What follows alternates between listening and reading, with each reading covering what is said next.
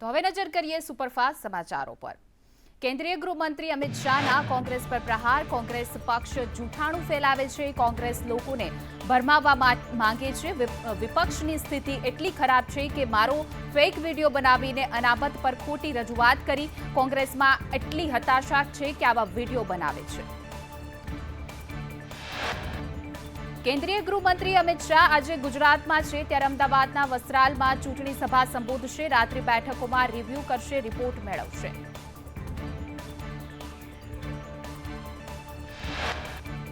તો કેન્દ્રીય ગૃહમંત્રી અમિત શાહ આજે અમદાવાદ આવશે, ત્યારે મધ્યસ્થ કાર્યાલયમાં કરશે બેઠક। સંગઠનના નેતાઓ સાથે લોકસભા વિસ્તારમાં ચૂંટણીલક્ષી રિવ્યૂ લેશે। બેઠક બાદ નરોડામાં આયોજિત સભામાં આપશે હાજરી।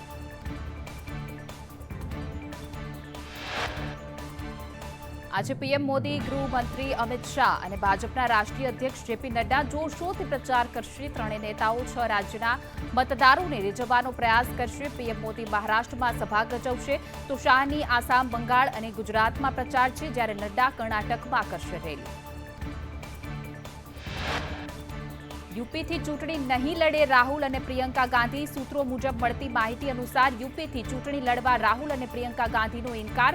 રાહુલ ગાંધી અમેઠીથી ચૂંટણી નહીં લડે, પ્રિયંકા ગાંધી રાયબરેલીથી નહીં લડે ચૂંટણી। રાજકોટમાં પરેશ ધાનાણીનો પ્રચંડ પ્રચાર। પરેશ ધાનાણીએ પાણીપુરી અને મેકઅપનો મુદ્દો ઉઠાવ્યો, તો પહેલા ₹10માં 10 પાણીપુરી આવતી હતી, હવે ₹20માં 6 આવે છે। મોંઘવારી એટલી છે કે મહિલાઓ કટકી પણ નથી કરી શકતી। ધાનાણીએ કહ્યું કે ₹6માં મળતી લિપસ્ટિક હવે 10માં મળે છે। ₹6માં મળતી બંગડીનો ભાવ ₹20 થયો।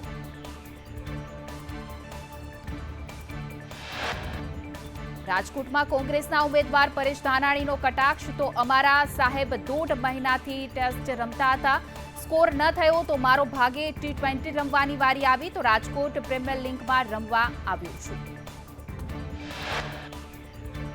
ચૂંટણી ખર્ચનો હિસાબ નહીં આપતા ઉમેદવારોને નોટિસ પાઠવવામાં આવી, તો રાજકોટ કલેક્ટરની રૂપાલા અને પરેશ ધાનાણીને નોટિસ। સૌથી વધુ ભાજપના પરસોત્તમ રૂપાલાએ કર્યો છે ખર્ચ। રૂપાલાએ અત્યાર સુધીમાં 16.66 લાખનો ખર્ચ કર્યો।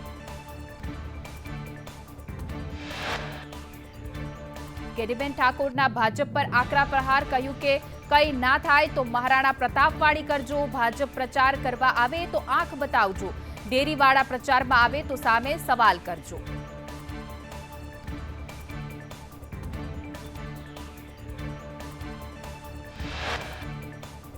ગેનીબેને આકરા પ્રહાર કરી કહ્યું કે પહેલા તો ગાંધીવાળી અને ના માને તો ભગતસિંહ વાળી કરજો, આપણે હિંસા નથી કરવાની પણ આંખ બતાવવાની છે।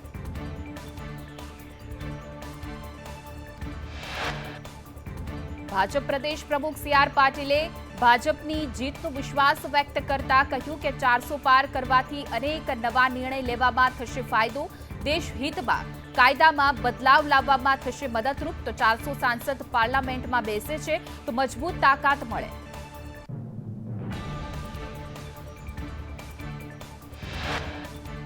નવસારીમાં CR પાટીલનો રોડ શો નીકળ્યો, તો પાટીલનો 30 કિલોમીટર લાંબો રોડ શોમાં ઠેર ઠેર પાટીલનું કરાયું સ્વાગત, તો પાટીલના રોડ શોને લઈને સમર્થકોમાં ભારે ઉત્સાહ પણ જોવા મળ્યો।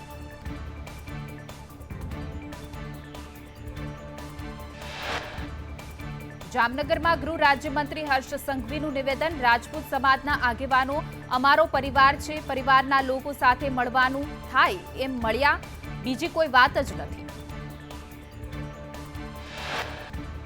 હર્ષ સંઘવીએ કહ્યું કે કાશ્મીરથી કન્યાકુમારી સુધી મોદી મોદી, જામનગરના દિલમાં મોદી, મોદીજીના દિલમાં જામનગર।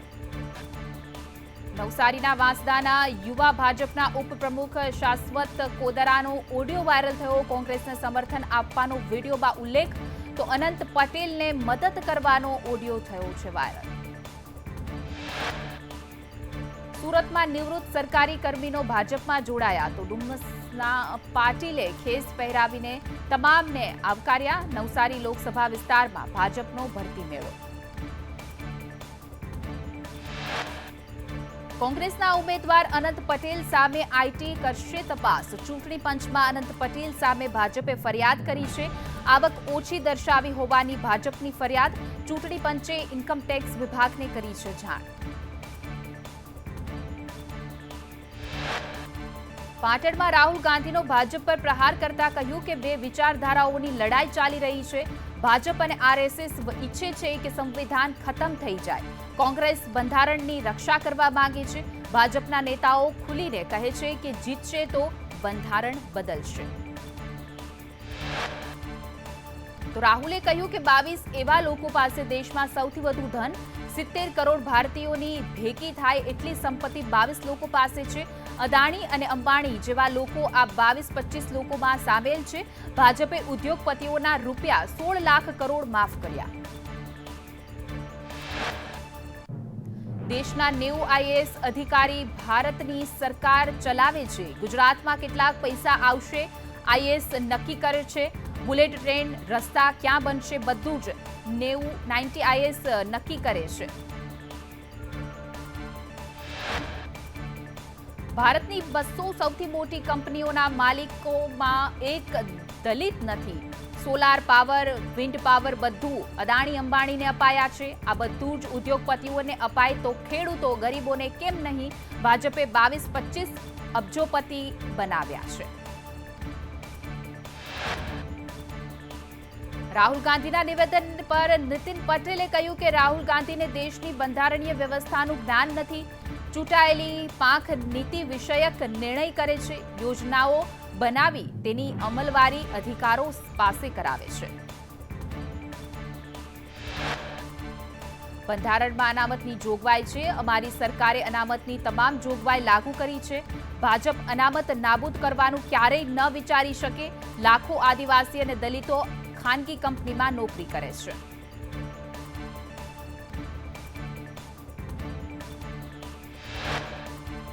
ભાજપ સાંસદ કેસરી દેવસિંહના રાહુલ ગાંધી પર પ્રહાર. કહ્યું કે રાહુલ ગાંધી રાજવી પરિવારની ભૂમિકા ભૂલી ગયા છે. રાહુલ દેશનો ઇતિહાસ નથી જાણતા. એકવાર ઇતિહાસ યાદ કરે. રાજવી પરિવાર ક્યારેય પ્રજાનું નુકસાનનું વિચારતા નથી. કેસરી દેવસિંહે માંગ કરી કે રાહુલ ગાંધી ક્ષત્રિય સમાજની માફી માંગે. રાજવીઓએ દેશને પોતાનું બધું જ આપ્યું છે. પ્રજા માટે રાજવીઓએ સમર્પણ કર્યું છે. રાજ સોંપાઈ ગયા પછી કોંગ્રેસે જેટલા વચનો આપ્યા તેને ભંગ કર્યા. રાજકોટના રાજવી માધાતાસિંહ જાડેજાએ રાહુલ ગાંધી પર આકરા પ્રહાર કરતા કહ્યું કે માધાતાસિંહે કહ્યું કે રાહુલ ગાંધીએ રાજા રજવાડાઓ અને ઇતિહાસનો જાણકારી મેળવવી જોઈએ. રાજવીઓએ દેશની અખંડિતતા માટે કેટલું બલિદાન આપ્યું તેનો રાહુલ ગાંધીએ અભ્યાસ કરવો જોઈએ.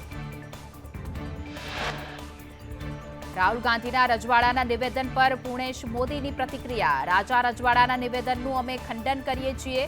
રાહુલ ગાંધીની ટીકાત્મક વાતને કોઈ સ્થાન નહીં. અમારી નીતિ સૌનો સાથ સૌનો વિકાસની છે. રાહુલ ગાંધીના નિવેદન પર ભાજપના પ્રવક્તા યજ્ઞેશ દવેના પ્રહાર. રાહુલ વિદેશમાં ભણ્યા છે એટલે દેશના ઇતિહાસનો ખ્યાલ ન હોય.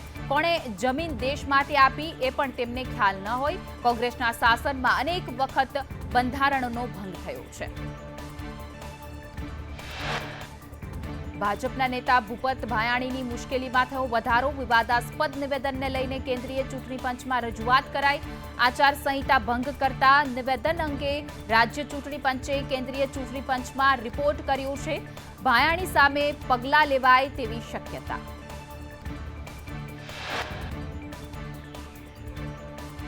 ગાંધીનગરમાં પોસ્ટલ બેલેટથી અધિકારીઓ અને પોલીસ સ્ટાફ કરશે મતદાન. 16,200 જેટલા કર્મચારી અધિકારીઓ મતદાન કરશે. ચુસ્ત પોલીસ બંદોબસ્ત વચ્ચે મતદાન. નવસારી લોકસભા માટે સુરતમાં પોસ્ટલ બેલેટથી મતદાન. સુરતમાં આજે 900 જેટલા સરકારી કર્મચારી કરશે મતદાન. પોલીસ કર્મચારી, હોમગાર્ડ, ટીઆરપીના જવાનો દ્વારા મતદાન. તાલાળામાં પારંપરિક નૃત્ય વચ્ચે મતદાન જાગૃતિ. કલેક્ટર અને જિલ્લા ચૂંટણી અધિકારીએ કરી અપીલ. નાગરિકોને આળસ છોડી મતદાન કરવા અપીલ કરવામાં આવી તો સિદ્દી બાદશાહ સમુદાયનું પારંપરિક નૃત્ય કરવામાં આવ્યું. પ્રભાસ તીર્થ સોમનાથમાં પીએમ મોદીને જીતાડવા મહાદેવની વિશેષ પૂજા અર્ચના કરવામાં આવી. સોમપુરા તીર્થ પુરોહિત સમુદાય દ્વારા કરાઈ છે આ પૂજા. તો ભાજપના સાંસદ અને ઉમેદવાર રાજેશ ચુડાસમા પણ રહ્યા ઉપસ્થિત. સુપ્રીમ કોર્ટમાં પતંજલિની ગેરમાર્ગે દોરતી જાહેરાતના કેસની સુનાવણી આજે હાથ ધરવામાં આવશે. તો પતંજલિ આયુર્વેદિકની 14 પ્રોડક્ટ્સ બનાવવાનું લાયસન્સ રદ કરવામાં આવ્યું છે. ઉત્તરાખંડ સરકારનો આદેશ છે. ભ્રામક જાહેરાતના કેસને કારણે આ નિર્ણય લેવામાં આવ્યો છે. એન્ફોર્સમેન્ટ ડિરેક્ટોરેટની તપાસ તમામ ઓફિસમાં CISF તૈનાત કરવામાં આવશે. આઈબીની ધમકીના રિપોર્ટ બાદ ગૃહ મંત્રાલયે ઈડી ઓફિસની સુરક્ષા વધારવાનો નિર્ણય કર્યો છે. શરૂઆતમાં CISFને કોલકાતા, રાંચી, રાયપુર, મુંબઈ, જલંધર, જયપુર, કોચીની ઓફિસમાં તૈનાત કરાશે. રાજ્યમાં અંગ દઝાડતી ગરમીનો પ્રકોપ. મોટાભાગના શહેરોમાં તાપમાન 40 ડિગ્રીને પાર. રાજ્યના 5 શહેરોમાં તાપમાન 41 ડિગ્રી પાર. કંડલામાં સૌથી વધુ તાપમાન 42.4 ડિગ્રી તાપમાન. તો અમરેલીમાં 41.5 ડિગ્રી. રાજકોટમાં પણ 41.5 ડિગ્રી તાપમાન નોંધાયું. તો મહુવામાં પણ 41.8 ડિગ્રી. જ્યારે કેશોદમાં 41.1 ડિગ્રી, અમદાવાદમાં 40.7 ડિગ્રી, ભાવનગરમાં 40.5 ડિગ્રી તાપમાન નોંધાયું. જ્યારે ગાંધીનગર અને વડોદરામાં 40 ડિગ્રી તાપમાન. સૌરાષ્ટ્રમાં આગામી 48 કલાક યલો એલર્ટ. પોરબંદર, ભાવનગર અને દેવમાં હીટવેવની આગાહી. દરિયાકાંઠા વિસ્તારોમાં રિસ્ક ફ્રન્ટ કન્ડિશન્સ અપાય. જમ્મુ કાશ્મીરમાં હિમવર્ષા વચ્ચે ભારે વરસાદ. વરસાદને કારણે ઘણા ભાગોમાં ભૂસ્ખલન થયું. તો પૂંછના મંડીમાં ભૂસ્ખલનથી 10 મકાનોને નુકસાન થયું. સોનમાર્ગમાં હિમવર્ષા અને ભૂસ્ખલન. 3 દિવસ સતત વરસાદથી નદીઓમાં જળાશયોમાં વધારો થયો છે.